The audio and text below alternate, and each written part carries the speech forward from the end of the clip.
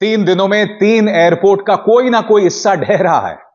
और दिलचस्प बात यह है दोस्तों कि इन तमाम एयरपोर्ट्स का उद्घाटन प्रधानमंत्री ने किया था।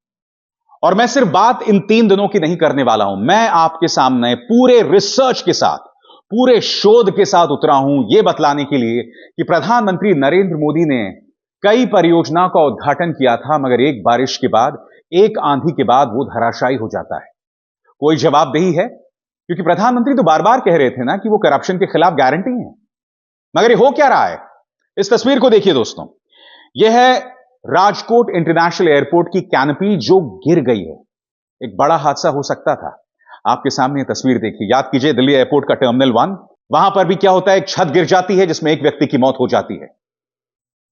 उससे बड़ा हादसा राजकोट में हो सकता था। खबरें क्या कह रही हैं आपकी स्क्रीन पर? राजकोट अंतर्राष्ट्रीय एयरपोर्ट पर शनिवार को एक बड़ा हादसा टल गया। यहां भी दिल्ली एयरपोर्ट के टर्मिनल 1 जैसी दुर्घटना होते होते बच गई। हीरासर स्थित इंटरनेशनल एयरपोर्ट पर टर्मिनल के बाहर पैसेंजर पिकअप ड्रॉप एरिया में ऊपर लगी कैनोपी ढह गई।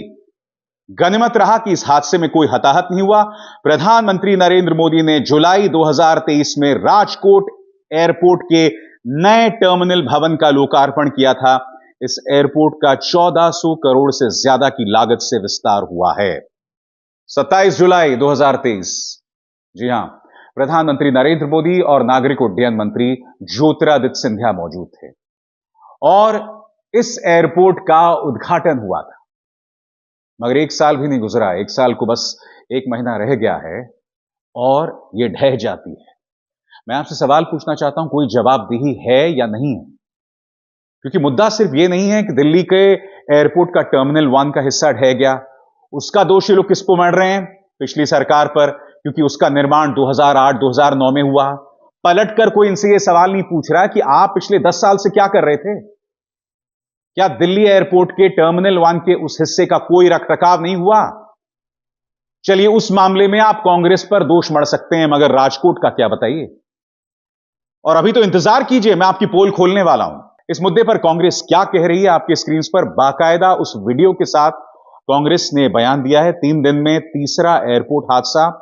अब राजकोट में विकास की तस्वीर सामने आई है। इस एयरपोर्ट का उद्घाटन नरेंद्र मोदी ने किया था सिर्फ 1 साल पहले। प्रियंका गांधी वाड्रा ने तल्ख तेवर अपनाते हुए यह बयान दिया है जो आपके स्क्रीन पर है।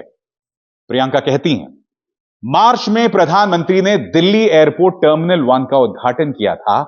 आज उसकी छत ढह गई, जिसमें एक कैब ड्राइवर की दुखद मौत हुई। 3 महीने पहले प्रधानमंत्री जी ने जिस जबलपुर एयरपोर्ट का उद्घाटन किया था, उसकी भी छत ढह गई। अयोध्या में निर्माण कार्यों के खस्ता हाल पर पूरा देश दुखी है। यह भाजपा का चंदा लो और धंधा दो का भ्रष्टाचारी मॉडल है, जिससे अब पर्दा उठ चुका है। सवाल यह है कि क्या प्रधान उद्घाटन मंत्री जी क्या इन घटिया निर्माण कार्यों और इस भ्रष्टाचारी मॉडल की जिम्मेदारी लेंगे? भाई, बात तो प्रियंका बिल्कुल सही कह रही हैं, क्योंकि राम मंदिर की प्राण प्रतिष्ठा हुई थी और फिर मुख्य पुजारी सत्येंद्र दास ये कह रहे हैं कि जहां रामलला बैठते हैं वहां से छत टपक रही है। आपके स्क्रीन पर यह है उज्जैन के सप्तऋषि की मूर्तियां। जो दोनों तस्वीर मैं आपके सामने पेश कर रहा हूं, इसका सीधा नाता धर्म और आध्यात्म से है, जिस पर भाजपा ने खुलकर वोट बटोरे, मगर सप्तऋषि की मूर्तियां ढह जाती हैं। हमारे रामलला जहां बैठे हुए हैं, ऊपर से छत टपक रही है। बाद में नृपेंद्र मिश्र सामने आते हैं कि नहीं, ऐसी कोई बात नहीं है। तो क्या इसका मतलब यह है कि मुख्य पुजारी सत्येंद्र दास झूठ बोल रहे हैं? क्या वो भी हिंदू विरोधी हैं? क्या वो भी देशद्रोही हैं? मैं आपके सामने बाकायदा दोस्तों एक लिस्ट पेश करना चाहता हूं। साथ ही मैं आपको बतलाना चाहूंगा कि बिहार में भी डबल इंजन सरकार पूरी तरह से एक्सपोज हो गई है। मैं आपको बतलाना चाहता हूं कि इस मुद्दे पर तेजस्वी यादव के सख्त बयान आए हैं। उन्होंने कहा है कि बिहार में 12 दिनों में गिरे 5 पुल, और इस पर तेजस्वी यादव ने तंज कसा है कि यह है डबल इंजन की सरकार। उन्होंने क्या कहा कुछ देर बाद, मगर मैं आपके सामने बाकायदा पूरी लिस्ट दिखाना चाहता हूं दोस्तों। अटल सेतु, अटल सेतु को जाने वाला रैंप, उसमें दरारें आ गई। इस पूरी परियोजना की कितनी लागत है? 17,843 करोड़।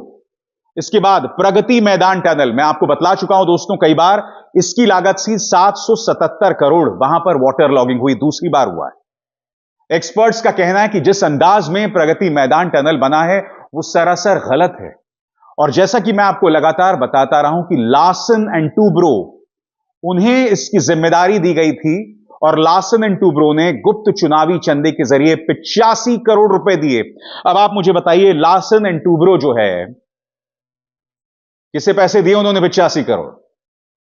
और क्या उसके बदले में उन्होंने यह घटिया टनल बनाया? इत्तेफाकन इस टनल का उद्घाटन भी प्रधानमंत्री नरेंद्र मोदी ने किया था। कितनी शॉकिंग बात है ना दोस्तों। इसके बाद बेंगलुरु मैसूरू एक्सप्रेसवे हाईवे, इसकी लागत थी 8,480 करोड़, मगर एक बारिश होती है और वहां वाटर लॉगिंग हो जाती है। आपके सामने मिंट की एक खबर, बेंगलुरु मैसूरू हाईवे फ्लडेड। और इस पर आप जानते हैं सरकार ने क्या कहा? सरकार ने कहा कि भैया इस एक्सप्रेसवे पर पानी इसलिए भर गया है क्योंकि वहां जो गांव वाले थे उन्होंने ड्रेनेज को बंद कर दिया, क्योंकि उन्हें अपने खेतों को जाने के लिए शॉर्टकट की जरूरत थी, इसलिए वहां पर उन्होंने ड्रेनेज पर मिट्टी लगा दी। यानी कि गांव वाले कुछ करते हैं और पूरे एक्सप्रेसवे पर पानी भर जाता है। इनके तर्क देखिए दोस्तों। और बात यहां नहीं रुकी दोस्तों, बेंगलुरु की एक और तस्वीर आपके सामने। बेंगलुरु टर्मिनल 2 5,000 करोड़, और इसका उद्घाटन भी प्रधानमंत्री ने किया था। आपकी स्क्रीन पर prime minister inaugurates terminal 2 of Kempegowda international airport. मगर जैसे ही बारिश होती है यहां पर भी लीकेज शुरू हो जाती है। इकोनॉमिक टाइम्स की खबर आपकी स्क्रीन पर, बाकायदा इन्होंने तस्वीर दिखाई, आप देख सकते हैं एयरपोर्ट के सामने पानी पानी भरा हुआ है। खबर क्या कहती है आपकी स्क्रीन पर? Bengaluru airport faces water leakage amid heavy rainfall disrupts operations of 17 flights. यह खबर मैं आपको बतलाना चाहूंगा 10 मई 2024 की है। यहां पर बारिश होती है और 17 फ्लाइट्स बाधित हो जाती हैं। इसका उद्घाटन किसने किया था? प्रधानमंत्री नरेंद्र मोदी ने किया था। इसके अलावा बुंदेलखंड एक्सप्रेसवे, इसकी कुल लागत 7,767 करोड़ रुपए। एक बारिश होती है दोस्तों और उसके बाद क्या होता है? गड्ढा धंस जाता है, गाड़ियां उसमें जाके फंस जाती हैं। और भाजपा के पूर्व सांसद वरुण गांधी ने बाकायदा एक वीडियो पेश किया था। करीब 12 सेकंड का यह वीडियो देखिए दोस्तों, क्या हालत है इस सड़क की। इसका उद्घाटन प्रधानमंत्री ने किया था। उस वक्त वरुण गांधी ने क्या कहा था आपके स्क्रीन पर? 15,000 करोड़ की लागत से बना एक्सप्रेसवे अगर बरसात के 5 दिन भी ना झेल सके तो उसकी गुणवत्ता पर गंभीर प्रश्न खड़े होंगे। इस प्रोजेक्ट के मुखिया, संबंधित इंजीनियर और जिम्मेदार कंपनियों को तत्काल तलब कर उन पर कड़ी कार्रवाई सुनिश्चित करनी होगी। आपको याद है दोस्तों, सिलक्यारा टनल में हमारे कई मजदूर फंस गए थे और फिर रैट माइनर्स ने किसी तरह से उनकी जान बचाई। अब सिलक्यारा टनल जिस कंपनी ने बनाई थी उसने भी भाजपा को करोड़ों रुपए गुप्त चुनावी चंदे में दिए थे। मैं आपसे एक सवाल पूछना चाहता हूं, हमारे मजदूर फंस गए थे, उस कंपनी पर क्या कार्रवाई हुई बताइए। एक और कंपनी है मेघा, मेघा ने भी करोड़ों रुपए भाजपा को दिए गुप्त चुनावी चंदे में। नितिन गडकरी ने उनकी तारीफ सदन में की थी, मगर उनकी परियोजनाओं पर भी सवालिया निशान बना हुआ है। मैं सवाल पूछना चाहता हूं, उन पर क्या कार्रवाई हुई? अरे भाई, ये सवाल पूछे जाएंगे ना, और इन सवालों से आप बच नहीं सकते हैं। प्रधानमंत्री को बताना होगा कि जिन परियोजनाओं का उद्घाटन आप कर रहे हैं उनकी ऐसी हालत क्यों हो रही है। और आज मैं तथ्यों और तर्कों के साथ आपके सामने पूरी तस्वीर पेश कर रहा हूं, पोल खोल रहा हूं। इन सवालों के जवाब क्या भाजपा के पास हैं? बताइए। यही नहीं, आपको याद होगा एम्स का दरभंगा, जी हां, दरभंगा में एम्स शुरू करने की बात थी। लागत 1,264 करोड़ रुपए। कहां है वो एम्स बताइए?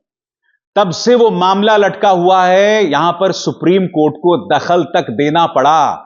इसका उद्घाटन भी माननीय प्रधानमंत्री जी ने किया था। मैं आपको बतलाना चाहता हूं अखबार इस पर क्या कहते हैं। दरभंगा एम्स पर सुप्रीम कोर्ट का केंद्र को आदेश, दाखिल करें दूसरी जमीन की रिपोर्ट, 23 जुलाई को अगली सुनवाई। दरभंगा के बजाय सहरसा में एम्स बनाने की मांग को लेकर दाखिल याचिका पर सुनवाई के दौरान शीर्ष अदालत ने केंद्र को 6 सप्ताह में दरभंगा एम्स के लिए आवंटित दूसरी जमीन की व्यवहार्यता पर रिपोर्ट दाखिल करने का निर्देश दिया है। जस्टिस सूर्यकांत और केवी विश्वनाथ की पीठ के समक्ष केंद्र सरकार की ओर से अतिरिक्त सोलिसिटर जनरल ऐश्वर्य भाटी ने कहा कि बिहार में दूसरे एम्स के निर्माण के लिए आवंटित जमीन की व्यवहार्यता पर विचार किया जा रहा है। क्योंकि दोस्तों, इन लोगों ने हमें बड़े बड़े वादे किए थे कि भाई दरभंगा में एम्स होगा, तमाम चीजें होंगी। क्या हुआ? वो तो गायब ही हो गया। अब दूसरी जमीन की बात हो रही है। अब इसकी अगली सुनवाई 23 जुलाई की और इसका उद्घाटन भी माननीय प्रधानमंत्री ने किया था। इन सवालों का जवाब कौन देगा दोस्तों? आप घर में क्या सिर खुजाते हुए बैठे रहेंगे? हाथ मलते हुए बैठे रहेंगे?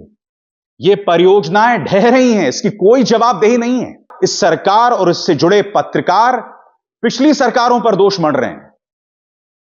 बताइए, क्या इसका दोष भी आप नेहरू पर मढ़ेंगे? शर्म आती है आपको कि नहीं आती है शर्म? और चूंकि मैं बात दरभंगा की कर रहा हूं दोस्तों, बिहार में 5 पुल ढह गए हैं। सही सुना आपने। आपकी स्क्रीन पर वो तस्वीरें जिस पर तेजस्वी यादव ने तल्ख टिप्पणी की है। 28 जून मधुबनी, 27 जून किशनगंज, 23 जून मोतिहारी, 22 जून सिवान, 18 जून अररिया। बताइए साहब, क्या हो रहा है डबल इंजन की सरकार को? क्या ये सवाल ना पूछे जाएं? क्या ये सवाल मीडिया को पूछना चाहिए, नहीं पूछना चाहिए? मैंने आपके सामने एक या दो मिसाल नहीं पेश की, मैं आपको लगातार मिसाल पेश कर सकता हूं कि डबल इंजन की सरकारों में जो योजनाएं बन रही हैं, जो पुल बन रहे हैं, एक के बाद एक ढह रहे हैं। एक जमाना हुआ करता था 2014 से पहले जब सरकार को हम कटघरे में रखते थे, मगर आज की तारीख में इनके जो पालतू पत्रकार हैं वो पिछली सरकारों पर दोष मढ़ रहे हैं। मुझे बताइए ना, अगर एम्स में दरभंगा नहीं है तो इसका दोष किस पर है? मनमोहन सिंह का है, राहुल गांधी का है, सोनिया गांधी का है, या पंडित नेहरू का है? मैं आपको बतलाना चाहूंगा दोस्तों, तेजस्वी यादव ने इस मुद्दे पर तल्ख टिप्पणी की है।